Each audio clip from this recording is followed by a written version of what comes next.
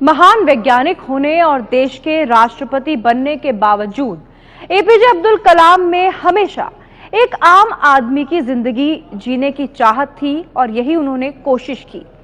देखिए उनकी जिंदगी के ऐसे कई किस्से जो उनकी दरियादिली की छाप छोड़ते हैं।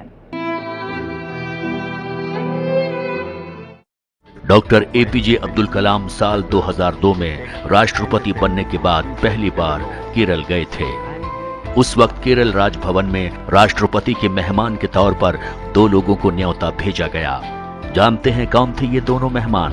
पहला मोची और दूसरा एक छोटे ढाबे का मालिक। दरअसल कलाम काफी दिनों तक केरल की राजधानी तिरुवनंतपुरम में रहे थे। तभी से उनकी सड़क पर बैठने वाले मोची से जान पहचान हो गई थी। उस दौरान अक्सर वो एक ढाबे में खाना खाने जाया करते थे। राष्ट्रपति बनने के बाद भी डॉक्टर कलाम इन्हें नहीं भूले और जब मेहमानों को बुलाने की बारी आई तो कलाम ने उन दोनों को खास तौर से चुना।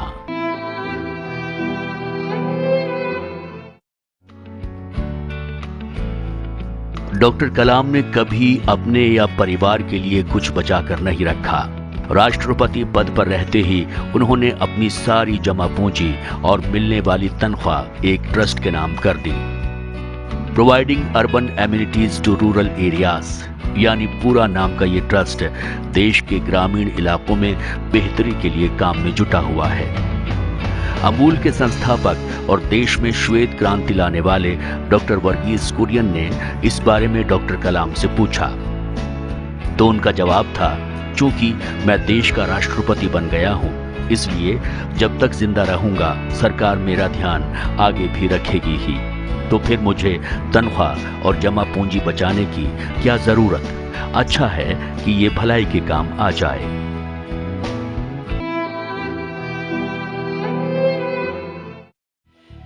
डॉक्टर कलाम जब डीआरडीओ के डायरेक्टर थे, बात तब की है। अग्नि मिसाइल पर काम चल रहा था, काम का दबाव काफी था। उसी दौरान एक दिन एक जूनियर वैज्ञानिक ने डॉक्टर कलाम से आकर कहा कि मैंने अपने बच्चों से वादा किया है कि उन्हें प्रदर्शनी घुमाने ले जाऊंगा, इसलिए आज थोड़ा पहले मुझे छुट्टी दे दीजिए। कलाम ने खुशी खुशी हामी भर दी। उस दिन वो जूनियर वैज्ञानिक काम में ऐसा मशगूल हुआ कि उसे प्रदर्शनी जाने की बात याद ही नहीं रही।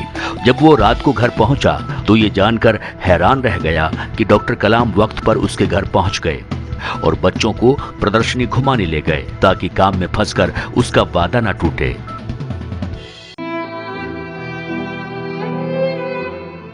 देश के सर्वोच्च पद पर पहुंचने के बाद भी डॉक्टर कलाम को गुरूर कभी छू नहीं पाया था।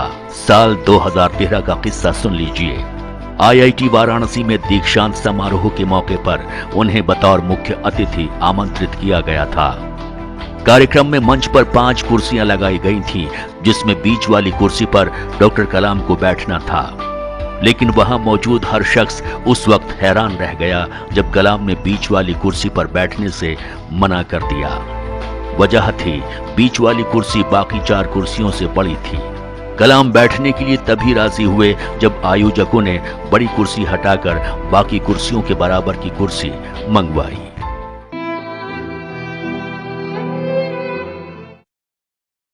डॉक्टर कलाम कितने संवेदनशील थे, इसका वाकया डीआरडीओ में उनके साथ काम कर चुके लोग बताते हैं। 1982 में वो डीआरडीओ यानी भारतीय रक्षा अनुसंधान एवं विकास संस्थान में डायरेक्टर बनकर आए थे। डीआरडीओ की सुरक्षा को और पुख्ता करने की बात उठी। उसकी 4 दीवारी पर कांच के टुकड़े लगाने का प्रस्ताव भी आया, लेकिन कलाम ने इसकी सहमति नहीं दी। उनका कहना था कि 4 दीवारी पर कांच के टुकड़े लगे तो उस पर पक्षी नहीं बैठ पाएंगे और उनके घायल होने की आशंका भी बढ़ जाएगी। उनकी सोच का नतीजा था कि डीआरडीओ की दीवारों पर कांच के टुकड़े नहीं लगे।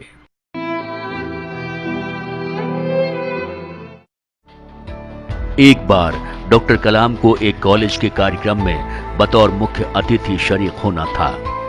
उस वक्त तक वो राष्ट्रपति तो नहीं बने थे, लेकिन डीआरडीओ में एक बड़े पद पर थे और सरकार के सलाहकार भी थे। कार्यक्रम से एक दिन पहले रात में ही कलाम को कार्यक्रम की तैयारी देखने की इच्छा हुई। वो बिना सुरक्षा लिए ही जीप में सवार होकर कार्यक्रम की जगह पहुंच गए और वहां मौजूद छात्रों से बात की। वीआईपी तामझाम से उलट डॉक्टर कलाम के इस अंदाज ने छात्रों का दिल जीत लिया।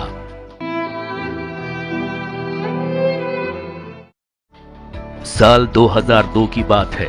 डॉक्टर कलाम का नाम अगले राष्ट्रपति के रूप में तय हो चुका था। उसी दौरान एक स्कूल ने उनसे छात्रों को संबोधित करने की गुजारिश की। बिना सुरक्षा तामझाम के डॉक्टर कलाम उस कार्यक्रम में शरीक हुए। 400 छात्रों के सामने वो भाषण देने के लिए खड़े हुए ही थे कि बिजली गुल हो गई। आयोजक जब तक कुछ सोचते, डॉक्टर कलाम छात्रों के बीच पहुंच गए और बिना माइक के अपनी बात रखी और छात्रों के सवालों का जवाब दिया। डॉक्टर कलाम दूसरों की मेहनत और खूबियों को तहे दिल से सराहते थे और अपने हाथों से थैंक यू कार्ड बनाकर ऐसे लोगों को भेजा करते थे। डॉक्टर कलाम जब राष्ट्रपति थे, उस दौरान नमन नारायण नाम के एक कलाकार ने उनका स्केच बनाया और उन्हें भेजा। नमन के पास जब राष्ट्रपति डॉक्टर कलाम का हाथ से बना थैंक यू कार्ड और संदेश पहुंचा तो वो भौचक्के थे। उन्हें उम्मीद नहीं थी कि देश के महामहिम इस तरह दोस्ताना अंदाज में उन्हें शाबाशी देंगे।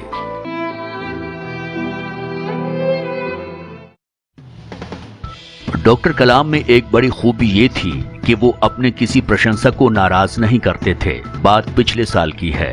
डॉक्टर कलाम IIM अहमदाबाद के एक कार्यक्रम में मुख्य अतिथि बनकर गए। कार्यक्रम से पहले छात्रों ने डॉक्टर कलाम के साथ लंच किया और छात्रों की गुजारिश पर उनके साथ तस्वीरें खिंचवाने लगे। कार्यक्रम में देरी होती देख आयोजकों ने छात्रों को तस्वीरें लेने से मना किया।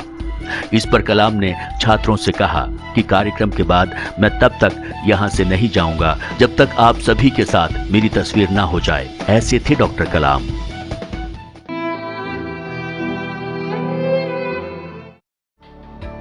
मिलने आने वाले बच्चों को डॉक्टर कलाम अक्सर अपने बचपन का एक किस्सा बताया करते थे। किस्सा तब का है जब डॉक्टर कलाम करीब 8-9 साल के थे। एक शाम उनके पिता काम से घर लौटने के बाद खाना खा रहे थे। थाली में एक रोटी जली हुई थी। रात में बालक कलाम ने अपनी मां को पिता से जली रोटी के लिए माफी मांगते सुना। तब पिता ने बड़े प्यार से जवाब दिया, मुझे जली रोटियां भी पसंद हैं। कलाम ने इस बारे में पिता से पूछा तो उन्होंने कहा, जली रोटियां किसी को नुकसान नहीं पहुंचाती हैं, कड़वे शब्द जरूर नुकसान पहुंचाते हैं। इसलिए रिश्तों में एक दूसरे की गलतियों को प्यार से लो और जो तुम्हें नापसंद करते हैं उनके लिए संवेदना रखो, उनके लिए संवेदना रखो।